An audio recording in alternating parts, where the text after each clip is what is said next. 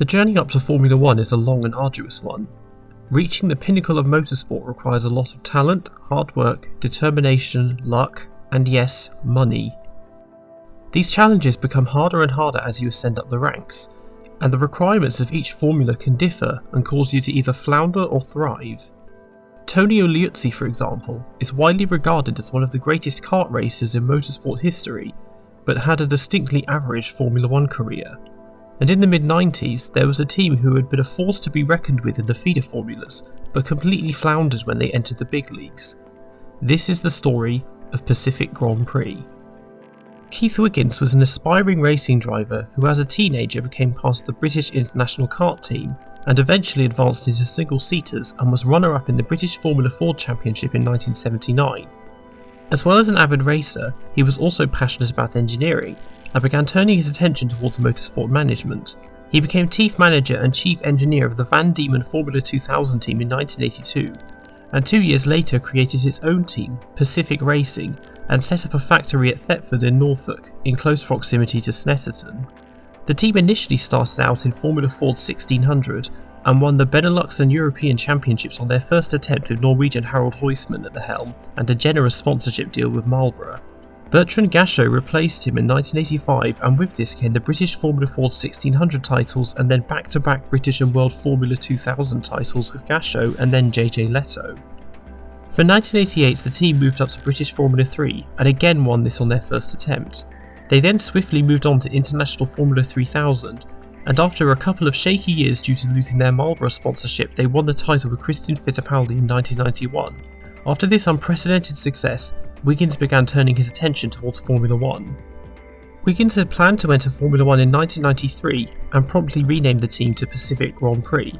In junior formulas, he had been using customer cars and was well aware of the challenges Formula 1 would bring, as the expectations, both financially and technologically, would be much higher than he had been used to. He contacted Renault Racing, with which he had collaborated for many years during his successful junior career, to design and build their car, as they had recently made their own abortive attempt to enter Formula 1. However, most of Renault Racing's engineering team, fronted by Rory Byrne, had been scooped up by Benetton, and had sold the rights to their unbuilt car's blueprints to Ligier. The small number of engineers remaining at Renault were hired by Wiggins to build the car, and were forced to work with what little data about their Formula 1 project had been left behind, and to use components from their own Formula 3000 chassis to cut costs.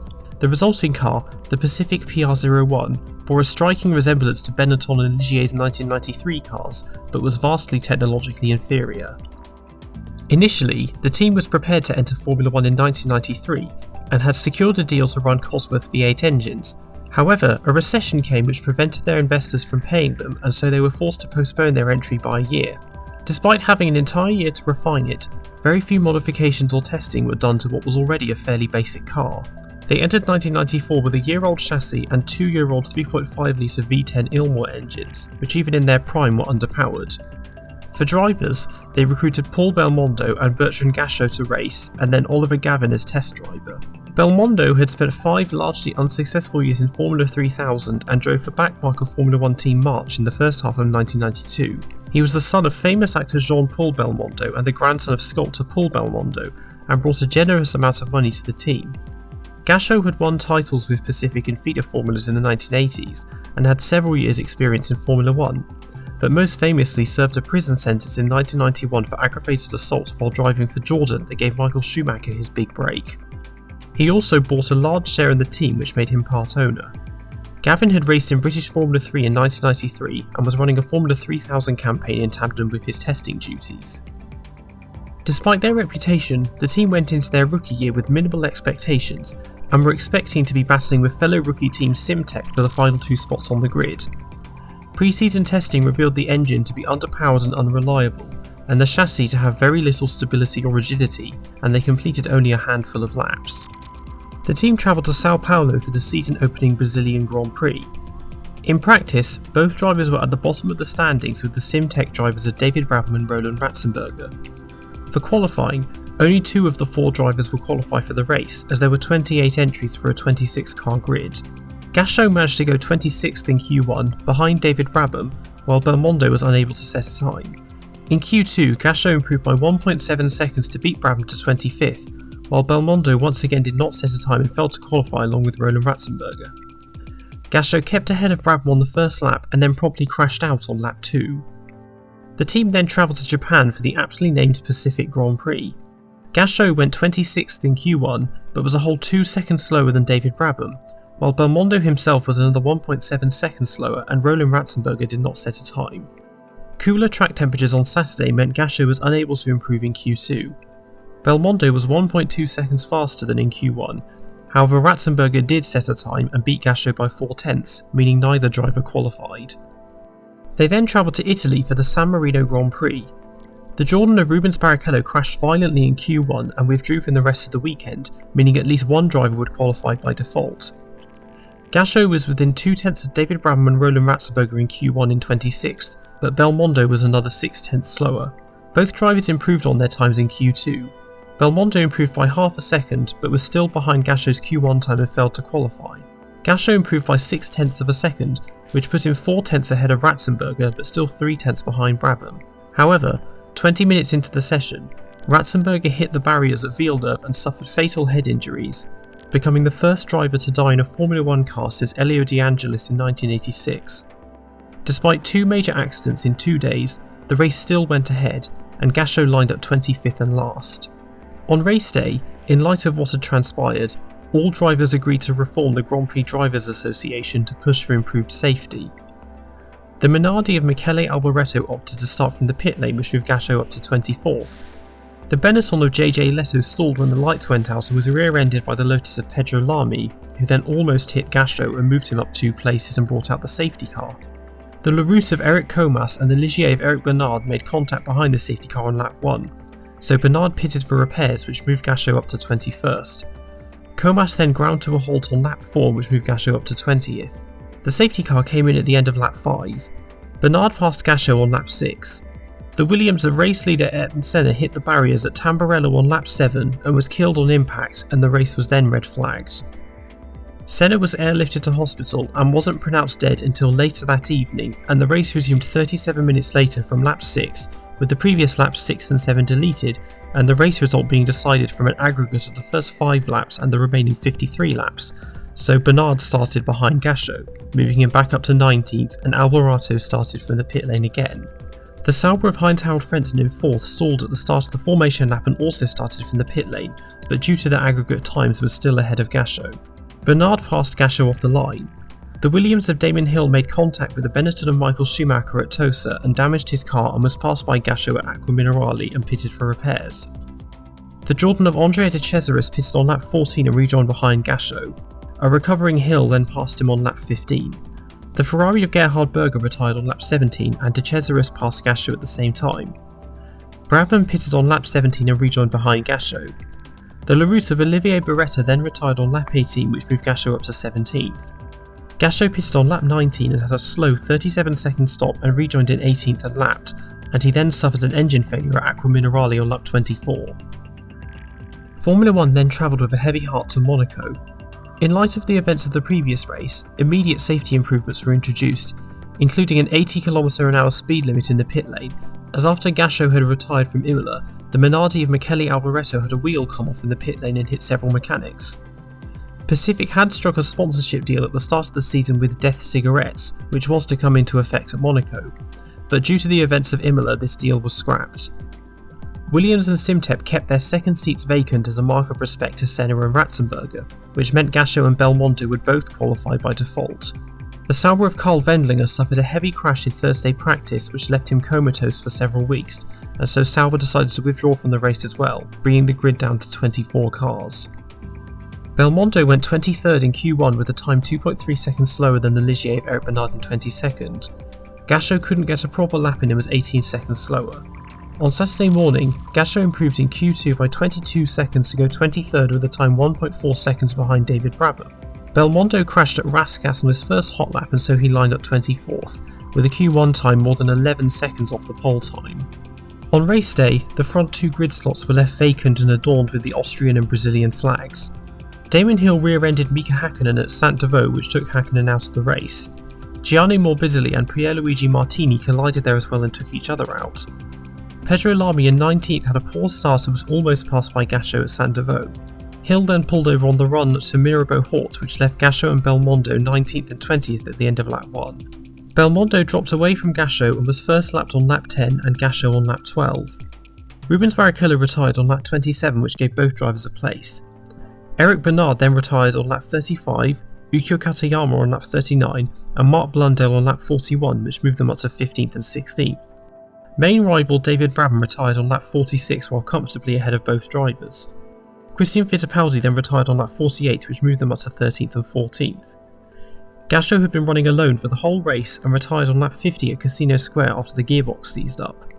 Belmondo was running around 9 seconds off the pace, was being lapped by race leader Michael Schumacher on average every 7 laps, and then pulled over at the Nouvelle chicane on lap 54 from exhaustion. They then travelled to Barcelona for the Spanish Grand Prix. Carl Wendlinger's seat at Sauber remained vacant, so one of the two drivers would qualify by default. In the end, both drivers qualified. Belmondo went 25th in Q1 and was 6/10 behind the late Roland Ratzenberger's replacement at Simtek, Andrea Montemini. Gachot was 2.6 seconds slower in 26th after crashing into the tyre walls set up as a temporary chicane at turn 9, with Johnny Herbert behind him after failing to set a proper time. Herbert did set a time in Q2, but Montemini didn't as he crashed and broke his foot, and Gachot improved by 5.5 seconds to go 25th, 7/10 behind David Brabham, and Belmondo improved by 1.1 seconds but was 1.8 seconds slower in 26th, 8.7 seconds behind Michael Schumacher's pole lap. Olivier Berretta's engine failed on the formation lap, which moved both drivers up 1 place. Belmondo spun off into the gravel at turn 7 on lap 3. Michele Alboreto retired on lap 5, which moved Gachot up to 23rd. Eric Bernard pitted on lap 8 and rejoined behind Gachot. Gachot was first lapped on lap 11. Bernard repassed him on lap 16. Ukyo Katayama retired on lap 17, Eric Comas on lap 20 and Heinz-Harald Frentzen on lap 22, which gave Gachot 3 places. Brabham pitted on lap 22 and rejoined behind Gachot. Bernard pitted again on lap 23 and rejoined behind Gachot as well. Gianni Morbidelli retired on lap 25, which moved Gachot up to 17th. Gerhard Berger retired on lap 27, which moved Gachot up to a peak of 16th. Bernard repassed Gachot again on lap 29. Gachot pitted on lap 30 and had a slow 25-second stop and rejoined in 18th and last and was lapped for a second time. He then retired on lap 33 when the rear wing broke, giving the team their second consecutive double retirement. They then travelled across the Atlantic for the Canadian Grand Prix. Simtek were once again without a second driver, so once again at least one of the drivers would qualify by default. Gachot went 26th in Q1, half a second behind David Brabham, with Belmondo 4/10 slower. Belmondo improved by 3/10 in Q2, but it was not enough to qualify. Gachot failed to improve and so lined up 26th and last, now 1.2 seconds behind Brabham. Gachot didn't gain any places at the start. Martin Brundle retired on lap 4, which moved him up to 25th. Heinz-Harald Frentzen then spun off on lap 6, which moved him up to 24th. Brabham in 20 seconds span on lap 10 and was passed by Gachot. Alex Zanardi pitted on lap 14, which gave Gachot another place. Gachot was first lapped on lap 19. He pitted on lap 29 but suffered a slow 40-second stop and rejoined far behind the field in 24th. He was lapped for a second time on lap 24. Andrea De Cesaris retired on lap 25, which moved Gachot up to 23rd. Light rain began falling on lap 35, but not enough for wet tyres. Eddie Irvine crashed on the start-finish straight on lap 41, which moved Gachot up to 22nd. Gachot was up for a third time on lap 43. Ukyo Katayama crashed out on lap 45 and Eric Comas retired on lap 46, which gave him 2 more places, but he then lost oil pressure on lap 48. They then returned to Europe for Gachot and Belmondo's home race, the French Grand Prix. Simtek found another replacement for their second seat in the form of Jean-Marc Gounon, who completed the 28-car entry list, and from here onwards, neither driver would qualify for any further races in 1994. Gachot qualified 0.8 of a second behind Gounon in Q1, with Belmondo another 0.6 slower. Gachot improved by more than 2 seconds in Q2, but missed the cut by just over 1/10 of a second. Belmondo improved by 1.6 seconds but was still over a second slower. At the team's home race, the British Grand Prix, Gachot came within 0.06 of a second of David Brabham in Q1, while Belmondo was more than 3 seconds slower. Gachot failed to improve in Q2, and Belmondo improved by 2 seconds but was still over a second behind. At the German Grand Prix, they had no pace on the long straights of the Hockenheimring. Belmondo had provisionally qualified in Q1 as the Benetton of Jos Verstappen failed to set a time, but was still 1.3 seconds behind David Brabham, with Gachot 9/10 of a second slower. Verstappen did set a time in Q2. Belmondo improved by 8/10 of a second but was almost 2 seconds behind Jean-Marc Gounon. Gachot improved by 1.6 seconds and was 2/10 behind Belmondo. Pace was better at the Hungarian Grand Prix. Gachot beat Jean-Marc Gounon by 1/10 of a second to go 26th in Q1, while Belmondo was 1.8 seconds slower in 28th. Gachot improved by 1.6 seconds in Q2, but Gounon improved by 2.5 seconds, meaning Gachot failed to qualify by 7/10 of a second. Belmondo improved by just over 2 seconds but was still 1.4 seconds slower. Rain came in Q1 at the Belgian Grand Prix. Gachot provisionally qualified as the footwork of Christian Fittipaldi did not set a time, but was 7/10 of a second off the Lotus of Philippe Adams in 25th, almost 3 seconds off Jean-Marc Gounon and over 7 seconds off David Brabham, with Belmondo 1.2 seconds slower. The rain returned in Q2, Fittipaldi set a time and no drivers improved, which pushed Gachot out with a time more than 13 seconds off pole position. At the Italian Grand Prix, the car's underpowered Ilwar engine once again suffered on the long straights of Monza. Despite this, both drivers provisionally qualified in Q1 as the Minardi of Pierluigi Martini did not set a competitive time and the Jordan of Eddie Irvine had his times deleted for doing too many laps, but Gachot was still 9/10 of a second behind David Brabham, and Belmondo was half a second slower. Gachot crashed heavily in the Saturday morning practice session and destroyed his car and therefore did not set a time in Q2. Martini and Irvine both set times which pushed both drivers out, and Belmondo improved by 2/10 but was now almost 3 seconds behind Brabham. By now, the team were well aware of the car's problems and that qualifying for any further races would be unlikely, but resolved to keep trying as money was tight and they knew they would incur heavy fines for not attending races. At the Portuguese Grand Prix, Gachot provisionally qualified in Q1 as the Lotus of Johnny Herbert did not set a time, but was 2.3 seconds off Jean-Marc Gounon, with Belmondo a full 4.8 seconds slower. Herbert set a time in Q2. Gachot improved by 6/10 of a second but was 1.7 seconds behind Gounon. Belmondo improved by 3.7 seconds but was still 1.6 seconds slower. For the European Grand Prix, the team dropped their high nose design and introduced a more conventional low nose. Gachot provisionally qualified in Q1 once again as Jos Verstappen did not set a competitive time, and was only 0.03 of a second behind the third new second driver at Simtech, Domenico Sciattarella, and Belmondo was just over a second slower. Verstappen set a proper time in Q2, Gachot improved by 0.6 of a second but was now 1.5 seconds behind Sciattarella, and Belmondo improved by 0.9 of a second and was 7/10 behind in 28th. At the Japanese Grand Prix, Gachot qualified 1.3 seconds behind yet another new second driver at Simtech, Taki Inoue, and was a full 4.7 seconds slower than David Brabham, with Belmondo 0.3 slower in 28th. Q2 was wet and so neither driver attempted to set a time. At the season-ending Australian Grand Prix, Belmondo went 1.5 seconds slower than the reinstated Simtech of Domenico Sciattarella, while Gachot had various problems and set a time of 7 minutes 40 seconds. Rain came once again in Q2, so neither driver set a time.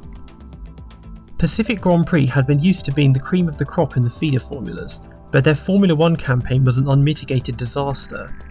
Their finances, while already fairly tight before Formula 1, were completely insufficient for the pinnacle of motorsport, and meant they had little resources to develop their car and had to resort to pay drivers to keep the team afloat. They got lucky at the start of the season that various driver absences allowed them to start a few races, but even so they were unable to finish any of them, and once the grid was filled they came nowhere near qualifying for any races on pure pace. Failing to finish any races, let alone score any points, meant they were unclassified at the bottom of the Constructors' Championship standings. Join me for the second and final part of this series, where we shall look at Pacific's 1995 campaign. Thanks for watching.